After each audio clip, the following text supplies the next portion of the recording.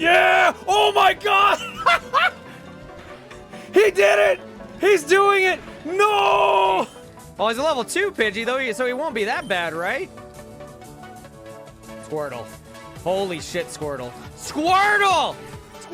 You're gonna have to give me a second because I'm freaking out right now after that 0 encounter forest all the way to the bug catcher guy. Hello everyone and welcome to the OPSEAT video podcast. I'm your host Droopy Jors, Twitch partner and social media manager for OPSEAT. We created this podcast to introduce you to successful gamers who have used various strategies to build personal brands and make a profit with them. Please make sure to like and subscribe wherever you enjoy your live streams or your podcast. Now today, we are joined by Twitch partner and streamer PulseEffects. Thank you so much for joining us. Thank you so much. I'm happy to be here, my friend. Yeah, definitely. We appreciate you joining us, and if you could, please, just introduce yourself or let us know what most people might recognize you for. Oh, well, I'm PulseEffects. I'm pretty much known for staying in one place for a couple of hours trying to get a Pokemon speedrun going on. Currently going for the world record in Pokemon Fire Red. I've held a couple of records here and there, but my main thing is Pokemon speedruns, coffee, puns, anime. I even have if I can find my fancy little book here. But There you go. Okay, yeah. The little book of giant puns. people hate it. People hate it, but I just embrace it. It works out. It's beautiful, absolutely beautiful. And then all of us at OPC are actually kind of curious. So, when and how did you first start playing video games? I actually have a photo right over here. If I could find it really quickly. Just me as a little kid. My aunt would basically buy me things to just be able to you right there. Me as a Is that little PulseEffects? Yep, Little baby doing some PulseEffects. Super Nintendo, probably some Mario or something. But I pretty much I've always been so into it. My aunt wanted to just kind of spoil me a little bit growing up, and she was basically the reason why I got into it in the first place. I've been stuck ever since. There you go. And so you've taken your love for gaming and you've actually created a multitude of content on both Twitch and YouTube. What kind of inspired you to start creating content on Twitch? So I originally started on YouTube years ago, about I think somewhere around the 2012 margin, I think. I would do Pokemon Wi-Fi battles back in the day, and I grew out of that, slowly just did other things on the side. Eventually, I went over to a different website, Hitbox. I remember Hitbox, yeah. I started there, actually. I did a little bit of like anime JRPG games, just kind of finding who I was. Eventually, the company went a little down. I moved over to Twitch, and I've been basically doing Pokemon speedruns ever since. There you go. And there's a huge community that like basically backs you and like loves all the speedruns that you do and the way that you personalize them. And I'm kind of curious, you still keep up with YouTube as well as Twitch at the same time? I mean, you're streaming for about 6 days a week, and then you're still uploading YouTube a couple days during the week. And I'm kind of curious, which do you prefer? Oh, it's hard. It's hard to pick between them. It's kind of like they're on their own like little animals and their own little beasts, and like, but I mean, you have a very supportive community, so it just depends on whether you want to be able to dictate your own content or. I'd say like there are two different halves of the content, because like I enjoy them both for different reasons. Because with YouTube, I get to explore like the more casual side, the challenge side of things with like Nuzlocke. And then with Twitch, I typically just stick to speedrunning because it's what I love to do. I think it's just more entertaining in general over on Twitch as well. So I just do what complements like the platform a little bit more on that platform, basically. And that makes sense. And this way that you've done that has actually been extremely successful for you. Even taking you to events like, GamesDoneQuick over at TwitchCon, which I actually got to see a little bit of it in person. What were your thoughts on like, being up there on the stage and, having a DS in your hand to be able to try to do this speed run? Oh man, the whole entire day before that, I was a absolute nervous wreck, just doing anything I can to just calm myself down for the entire crowd. And then the second I got on stage, it just clicked instantly. I did what I could. It all came naturally, and everybody loved it. And just not only that, but I got to make a war between pineapple and pizza, and I couldn't have been more proud with the crowd behind me supporting the pineapple that I love.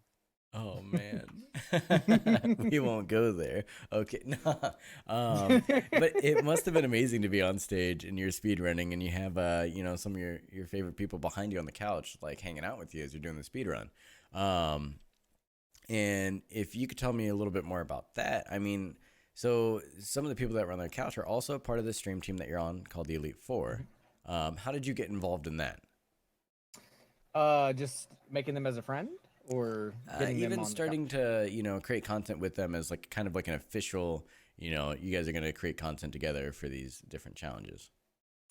So I think back when I was first going towards Twitch partnership, I was invited to the Elite Four stream team, and pretty much ever since, a lot of people just flocked over and were like, I love what you do, I love who you are, let's be friends. And ever since then, I got invited to the Fourth Gen Gamers Cutthroat Pokemon.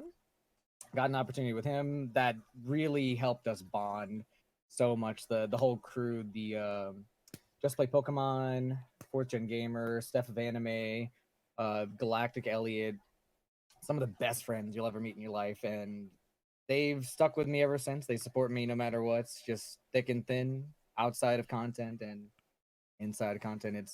I love them so much. Likewise. I mean, like I'd like to say that OPC, like I mean, we kind of work pretty closely with just about most of the or if not all of the members of the Elite Four. And it's truly like an exciting and like exuberant level of content that you guys bring, and it's very unique to the platform, even multiple platforms, YouTube and Twitch.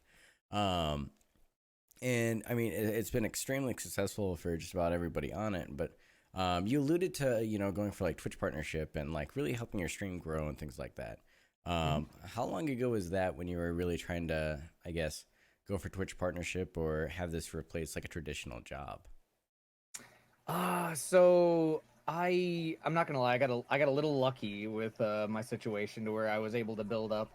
I was kind of given a chance by my parents, and with that chance, I took it as far as I could. Eventually, I was almost at that limit, but just in time, I got that partner acceptance. I built it up. I think for about a year and a half or so before eventually getting it back in September of 2017. So it's been about 2 years now ever since then, and now things are just growing so crazily. And it's awesome to kind of like see the roadmap of like where you've been and where you're at now. And I mean, it's a lot of things that you do that like some people might struggle with. I mean, like I said earlier, you stream about 6 days a week and then you upload multiple times on YouTube during the same week. What is like one of the ways that you're able to manage your time this effectively? Like, is it just you love it so much you just keep going at it, or do you find ways during the day to just keep yourself going? That's definitely a part of it. Just having such a passion for just this crazy Pokemon series. I can't get enough of it. That's definitely a big part of it for sure. But other than that, I guess the best way, I found that I was thinking to myself, what kind of YouTube schedule would I want? Because Josh was bugging me like crazy, just telling me, you got to get on the YouTube, man. I'm like, "Oh, okay, fine. I'll do speed runs." Eventually finding myself to be like a Nuzlocker on YouTube, and I found a lot of like side passion with that because again, it's just something like a little bit different as to what I normally do on Twitch, and they find a lot more interest over there. And I got a crazy supportive crowd just rooting for me on Cutthroat, and So eventually it just amassed like crazy, and I thought to myself, this is something I should invest in. I should absolutely invest in because it definitely seems worth it. And so far it absolutely has been. Josh has been like, you're doing amazing. You're starting to do better than me a little bit at this point. Because he's been at it for like so much longer. I'm sitting over here at like 8,000 subscribers. He's at 100,000. I'm averaging like near as much as he is, and he's been so supportive. It's been insane. I think it's like the friendships that I built have been like a huge part of it, just to bring me into it and get me to find that time to, you know, actually invest into it. But I found that doing it every other day has been extremely successful for me in particular, because I get sort of a gap in between it to where I just have to like do a big bulk recording, and then that day in between I can just start editing, pump out a few videos here and there, and it ends up working out pretty well as long as I invest my time pretty well at night. There you go. And I mean, so you've had this, you know, like immaculate journey and everything, and most of your content has always been focused around, you know, Pokemon. I mean, sure, sometimes you've, you know, dabbled in a variety of other games, but how would you say you mainly like keep your audience interested in Pokemon? Is it, I mean, for those who may not know, could you maybe describe Nuzlocke challenges or some of the speed runs you do? So that's pretty much the challenge here, because with Pokemon, the last two games have been not the greatest, unfortunately, in terms of content. So we got Ultra Sun and Moon, which was basically a slightly better version of Sun and Moon. Then we got Let's Go Pikachu and Eevee, which kind of tanked a little bit. So what I had to do was I had to just find my way to just make things interesting. And it's really, I think it's just kind of the person that I am that has really like drawn people to what I do. And I like to just showcase my passion and just kind of get them into it by making them understand beforehand, Mm-hmm. and just seeing, you know, if this interests them, because there's so much intensity. Like not one single speed run is the same as another one ever. And I think that's the interesting part of it, because you don't know if you're going to finish, you don't know if you're even going to start sometimes. And when you finally do start and you finally get there, it's something special. And my Definitely. crowd definitely sees that. And that's something I've always loved about like speedrunning. It's so very hard to like kind of like, I mean, you have always the there's the random luck factor when you have speedruns. And I mean, it looked like during your GDQ event that you try to like kind of, you know, narrow it down as much as possible, and it was really cool to be able to see that done. But I mean, is there like ever a specific speed run that you've ever done that really sticks out to you, you know, most, that like is kind of one of your favorites? Pokemon Fire Red and Leaf Green over here. This thing, my God, it's hard to explain my interesting relationship. It's very give or take with this game in particular. It does a lot of taking. I do a lot of giving. Every now and then, you know, it's back a little bit here and there. But I would have to absolutely say it's like the one I am definitely most passionate about for a lot of different reasons. It's short, it's sweet, and when you finally get that run going out there, I get chills every single time. I don't hear the champion music enough, and it just the goosebumps you get on your arms when it just like it starts playing. You're on that beautiful pace. It's the most beautiful thing in the world. I And absolutely love it. incredible. And I mean, you're currently going for the world record, you know, title of that Mhm. run, correct? Yes. Um, so I mean, have you say you've held like a number of different records? Are you currently like a world record holder for any of the other Pokemon titles, or? I am the current world record holder for the Pokemon Ultra Moon on old 3DS. The That's the timing split a little bit between them because of new 3DS hardware being a little bit better than the old 3DS. And I snagged the first ever sub 6 hour run on old 3DS, and I kind of just stopped there because it's so intense. that's Such a long incredible. run. It Yeah. hurt. Oh, I could only imagine, you know, just like making every movement perfect for 6 hours. That's incredible. No, I mean, we've been talking about Pokemon a lot, and I mean, it makes sense because it's your focus. But what would you say like you would have played if you weren't so invested in Pokemon? Probably other JRPGs. I think at this point, definitely. I have a love for basically anything with a RPG on it. That's Love a good story. that's incredible. And throughout this entire journey, have there been other content creators that you've looked up to or that have like helped to get you to where you're at? I know we've talked a lot about Josh, or the fourth gen gamer, for those that might know him that way. How about outside of the Elite Four? Let's see. I got to give some love to my good friend Venelis. He is one of the most passionate, hilarious guys.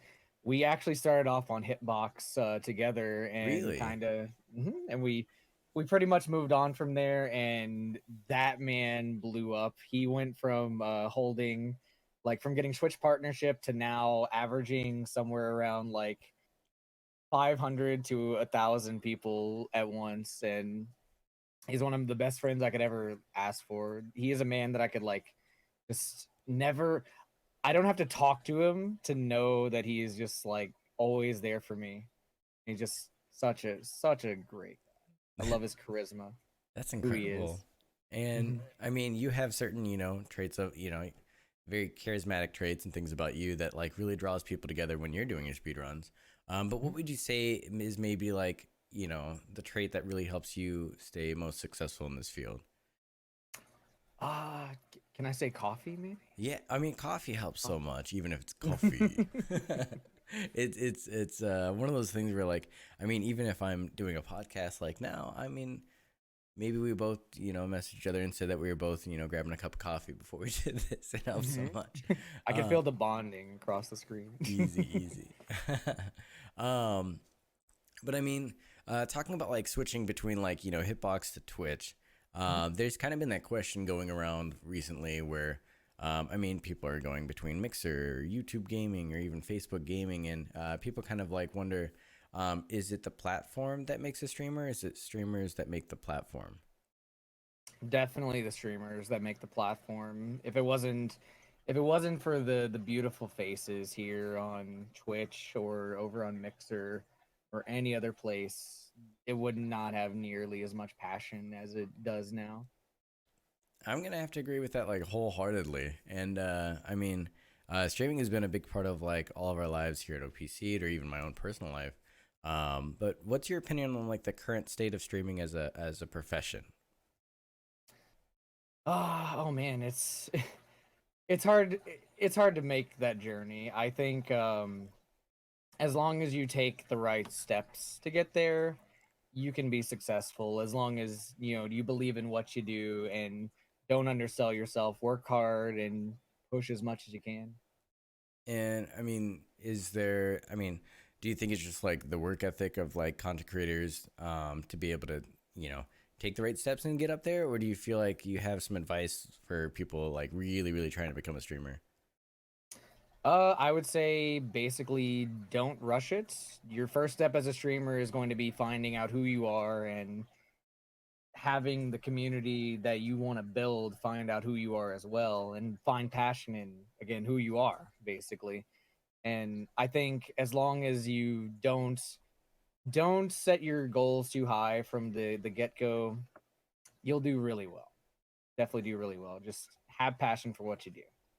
Definitely. I mean, like we always have to be able to find ways to like separate ourselves from every other content creator trying to do the exact same things that we're doing. I mean, I'm sure like I mean, how many people on YouTube have you run across that are also trying to do Nuzlocke challenges?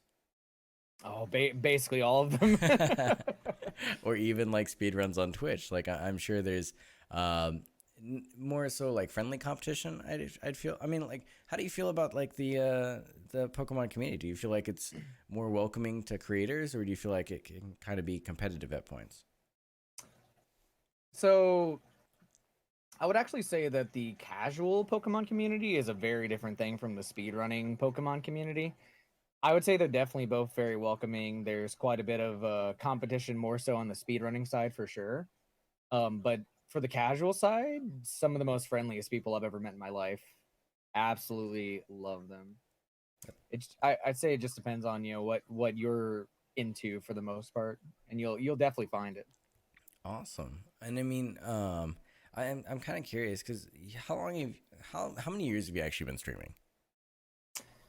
Because Hitbox was a while ago, probably like 2015. 2015, somewhere around 2015, 2016 margin, I want to say. I think I've been doing it for nearly 4 years at this point.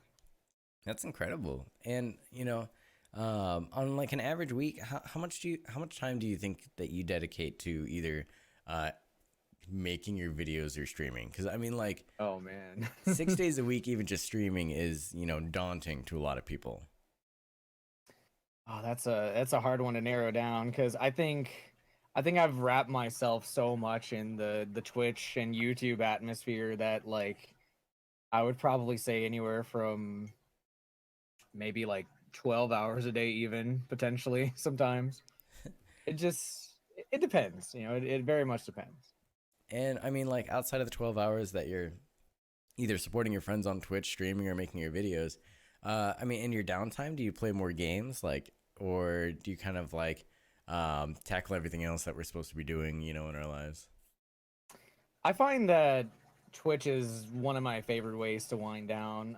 Other than that, I'm very much an anime fanatic. I talk to a lot of my friends. I own a couple of fish over here. Oh, hey, little fishies. Little tank over there. I have a lot of pets as well that I like to invest my time in as well. So that's really cool. A lot of different things, I'd say. That's awesome. And, I mean, you've been doing this for about 4 years, and I'm sure, over the years, there are bound to be things that didn't necessarily go the way that you had hoped.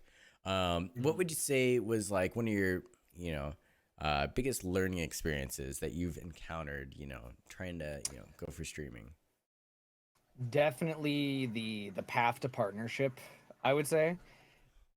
I would say that was definitely one of the hardest times of my life. I eventually I didn't put partnership in my head that often beforehand, but when I finally did, I got a little consumed with it, and oh my goodness, I just the pressure to finally get that acceptance letter after being denied so much, you kind of lose who you are a little bit here and there. And luckily, when you have like amazing friends like I do, you have someone to pick you up, and that was definitely one of the learning experiences. I learned that I could basically just go out of my way to be like, yo, help me. I need a little bit of support to my friend, just to be able to rely on somebody else. I think was a big lesson for me, basically, in that. Without a doubt. I mean, like, even personally, when I was going for mine, it was, I'm not sure, like, during the time when yours were, but it was 5 months waiting for, in my head, thinking like another, try again little letter. Because I think I had gotten like rejected probably like 4 or 5 times before I got mine, and then it was taking 4 to 5 months for each different like review. And for those listening who are maybe going for their path of partnership and everything like that right now, it's a daunting experience. But like, I mean, sometimes you don't have to worry about the validation that like a website or a platform brings to you, and just like let it be your community, because it can help a lot. And I'm kind of curious as well. What would you say one of your biggest accomplishments was during all of this? Finally snagging the world record for leaf green for the first time. Oh man, the excitement, the thrill. That was one of my favorite moments of my life, honestly. I had worked on it for so long. I had done over 10,000 attempts before it finally happened, and Wait, I saw 10,000 attempts? 10,000 And attempts. wait, how many hours for like, okay, were you like starting over if like every single time if it didn't go just right in that perfect way, or was it like 2 to 6 hours on each run that you did? So with Fire Red Leaf Green's quite a special beast in particular. You start off by RNG manipulating a Squirtle, and unfortunately, that RNG manipulation is not the most consistent thing in the world. And so it's just constantly like you go in about 2 minutes in or so, you check the stats. If you don't get it, resets, and then it's a lot of like that and just battling like, can I finally get out of the laboratory? It's something special, and pretty much it not only that, not only does it have a high like beginning ceiling, but it has a high like end ceiling because you have so many gyms that can go wrong. In particular, the third gym or the second gym, Misty, with just not being able to hit her enough to destroy her, or with the trash cans in Lieutenant Surge's gym, as well as just him having the move double team is just the most anxiety driven thing in the Oh, world, yeah. and not many runs actually get there, unfortunately. That was always like my least favorite move anytime. Like, for those that don't know, double team is one of the moves where it increases evasiveness, correct? Mhm. Yeah. Um, and then if you just miss all of your subsequent moves, like you're just basically gonna get stuck there. That's incredible. 10,000 plays. Well, is that? I don't think you want to know what we're at now, right? I'm kind of curious now. Yeah. Do you so have a I number? so I've been very on and off with Fire and Leaf Green at this point. I'm at about 13,000 now at this point. So That's we're incredible. still building that portfolio, you know. And is this still a record that you hold currently, or is it something that you're always gonna have to go back and forth between somebody else who's also doing 13,000 plays on this? Which I don't assume there are a lot of people doing that. No, not definitely not for this game. This is one of the most definitely RNG heavy ones out there for sure. And I think right now we got a couple of people competing, and I've gotten a few. I even made a tutorial that brought a couple people as well into it. Um, but as for the how close I am, I would say I lost it about a year or two ago, and I try to get it. It's just God, it's such a mental battle with this game though in general, and at this point the record's been lowered by nearly I think a minute since then, Oh and wow. I'm about 50 seconds off at this point, and I've been about a minute ahead of the guy who has the record right now, so it's only a matter of time. That's incredible. Um, and through everything that you've been doing, whether it's streaming or creating YouTube, if you came across somebody in the world who doesn't really know what Twitch or YouTube is, how do you describe what you do as a profession to somebody? Oh God, that's always the trick, I think, definitely. So I think the first thing is I have to be like it's like YouTube but live, and then Yeah. from from there I'm just like I basically play video games, I do Pokemon as fast as I can, completing it as fast as possible is just such a journey that it's kind of like writing a good story There you go. pretty much. I think that's kind of how I would draw them in a little bit, and then show them a couple clips here and there, probably. And I mean, it was your parents and your family that kind of helped you, get the opportunity to amass this basic community that you have. Hmm. Does your family kind of understand what you do like completely, or is it kind of one of those things where they just let you do, whatever is? Because I mean, like, even like if I were to ever explain what streaming was to like my grandparents or anything like that, they're just like, "Oh, cool, he just plays games." Does your family understand like the significance of what you do? I don't think my grandmother does at this point. She's just like, oh, he yells all the time. Don't mind him. Um, but as for my mother, she is absolutely the I would say the driving force to of support for me and who I am. And if it wasn't for her just seeing what I do and just seeing the passion that I put into it, I don't think I'd be where I am today. Definitely not. Yeah, and that's honestly so cool. And I mean, if you ever had to like direct somebody to kind of like figure out what kind of content to create, do you send them to your Twitch channel or your YouTube channel first? I would. Hmm, I'd probably at this point I'd probably say I think Twitch still definitely, as I think that's my main source of just entertainment and drive, and they could just come on by and actually like interact with me.